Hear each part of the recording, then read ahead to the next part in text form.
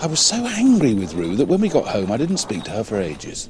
In the end, she looked so sorry that I had to tell her the Great Bear Ridge ice cream story to cheer her up.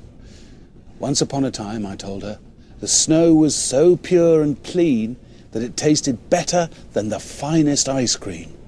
But as the air got dirtier from all the chemicals and fumes, the snow lost its taste.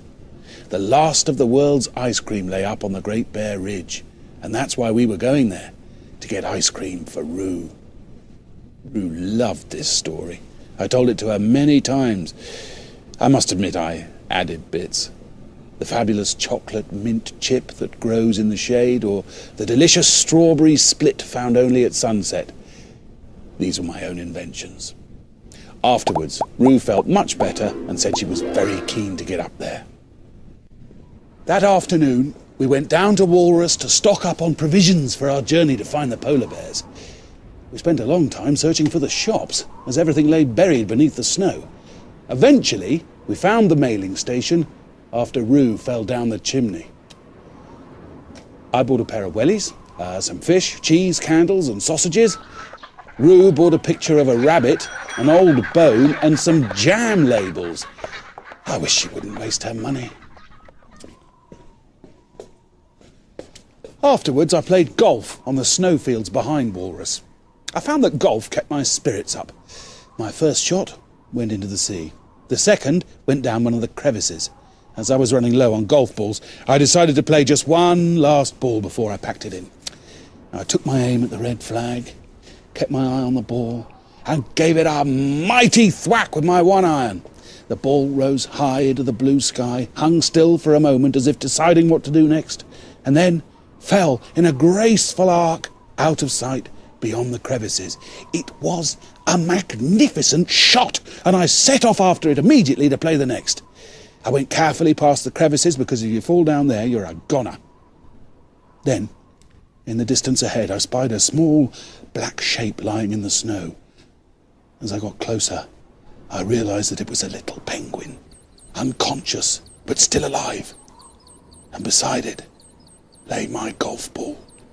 My ball had hit him on the head. I wrapped the penguin up in my coat, zipped it up in my golf bag, and set off back to the cabin as quickly as I could. I laid it by the stove in a cardboard box to keep warm. Rue was very annoyed and said, why didn't I invite the whole of the Arctic into our home and be done with it? We could fill the place with walruses, Arctic foxes and seabirds, and we could sleep outside. We didn't speak again that night. Hip, hip, hurrah, and 3 cheers! The next morning the little penguin had woken up. It had a slight bump on its head, but apart from that it was perfectly well. It ate 6 dried fish for breakfast and went back to sleep. When I went outside to get wood for the stove, it struck me that something was wrong. At first I couldn't make up my mind what was wrong. Then I noticed the sky. One half of it was a deep blue, and the other was bright yellow. But even stranger than that was the sun and the moon. They were side by side. The sun had risen as it always does, but the moon hadn't gone where it normally goes during the day. It had stayed.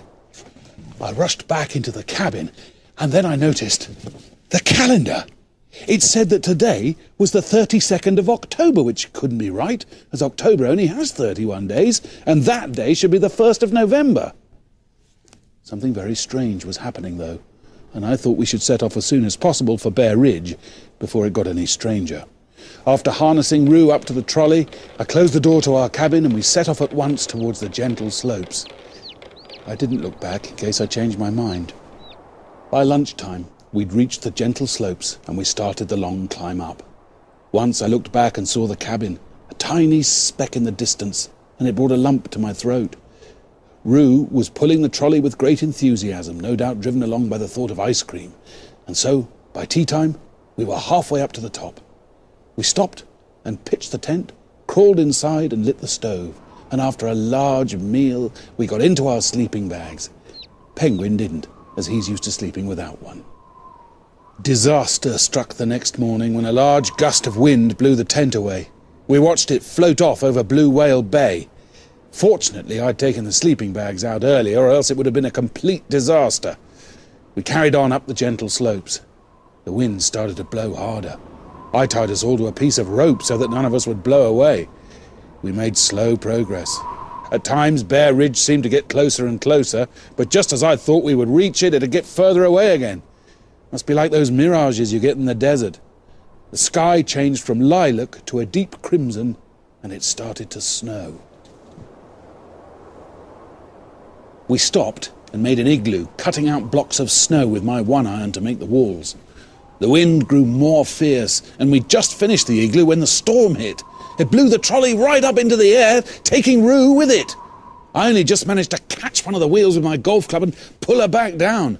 I grabbed her in my arms, undid the harness, and the trolley flew off down the mountain. We were so hungry, and all our food had blown away. But then, Rue brought out the tin of macaroni that the captain had given her. What a clever dog! After eating it, we all huddled together in my sleeping bag to try and keep warm. Meanwhile, the storm got more and more fierce. In the wind, I'm sure I heard voices. I thought I heard the wolves howling. The three of us huddled together. And suddenly, the storm stopped. We all crawled out of the igloo. I only took my one iron and a few golf balls with me. We walked the last bit to the Great Bear Ridge under the warm sun. Penguin walked beside me, while Rue ran on ahead, as dogs always do. And at last, we reached the top. And then, we saw the most beautiful sight. The last polar bears were there, playing with their cubs, rolling in the snow, floating on icebergs. I've not spoken to them yet, but I will, right now.